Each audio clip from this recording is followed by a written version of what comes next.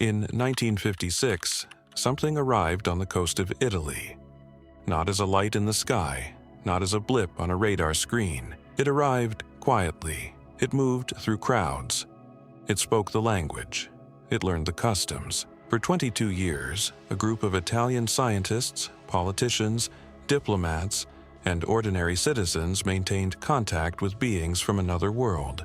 Beings who walked among them, lived in their cities, and operated a base beneath the Adriatic Sea. This is not science fiction. This is the testimony of over 150 witnesses, and most of the world has never heard of it. Beginning in 1956, a network of human beings across Italy entered into sustained contact with a group of extraterrestrial beings, humanoid in appearance, capable of passing as ordinary citizens, and present on Earth with a stated purpose: to accelerate the spiritual evolution of humanity. They did not contact governments. They did not seek out militaries.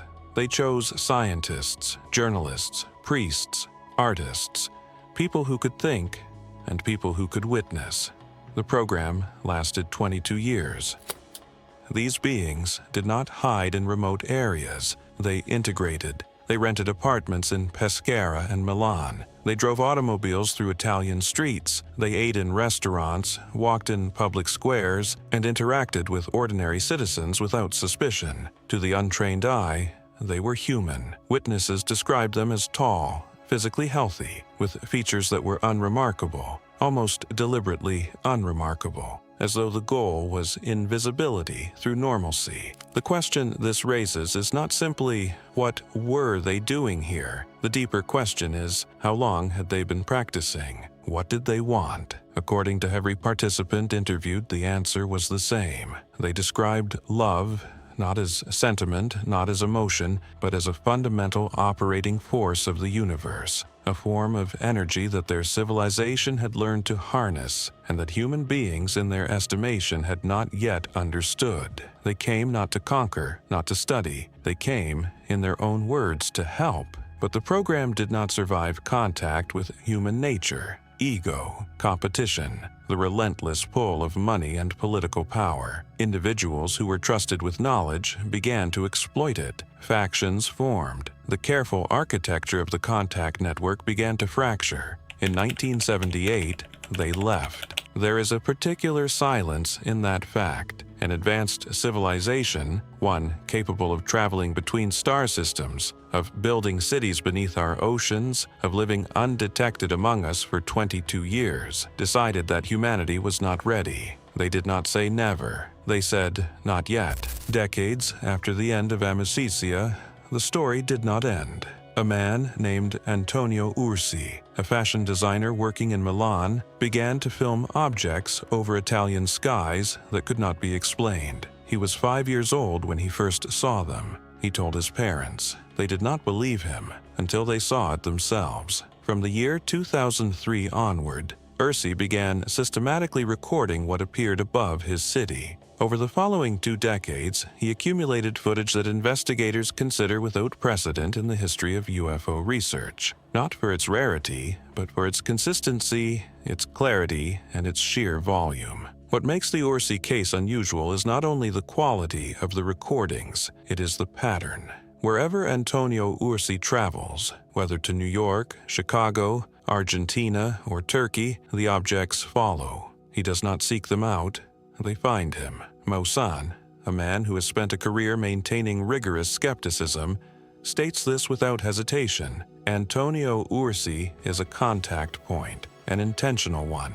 And the message being transmitted through him is not spoken in words. It is transmitted through presence. They are showing us they are here. Among the documented phenomena witnessed during Amicizia was an event that resists easy categorization. A living horse observed in open air, airborne, moving under what witnesses described as controlled levitation, captured partially on film. Haime Masson's first instinct was to discount it. He searched for a balloon in the shape of a horse. He found one. He tested the visual behavior. It did not match. Then he found something else. In Florence, a painting dated 1380, a flying horse over a crowd of witnesses. In Florence again, a second painting dated 1445, the same location, the Piazza della Santa Trinita. And in the Vatican Museum, a work commissioned in 1577, housed in the chapel of St. Peter Martyr. A flying horse depicted in the presence of witnesses and clergy. This was not new. Antonio Urzi has never sold his footage. He has never charged for an interview.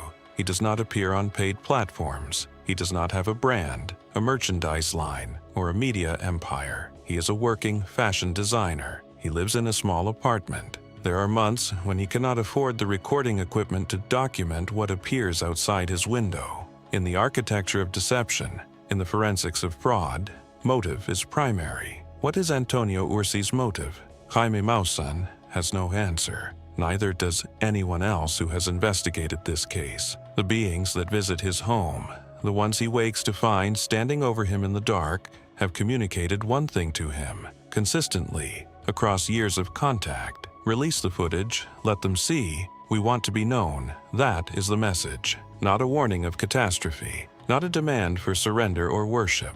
Not the opening move of an invasion. Simply, we are here, and we have been here for a long time. We would like you to know, history has a habit of reclassifying the impossible. For centuries, what we now call atmospheric phenomena were recorded as divine intervention. What we now understand as astronomical events were written into scripture as miracles. The framework changes. The events do not. In the records of medieval Florence, a flying horse over a public square. In the reports of Italian scientists, diplomats, and journalists, beings living quietly among the population of a coastal city for 22 years before descending to a base 300 meters beneath the sea. In the footage of a Milanese designer, filmed consistently across 2 decades on every continent, objects that should not exist appearing on command. These accounts are either the most elaborate and purposeless deception in modern investigative history, or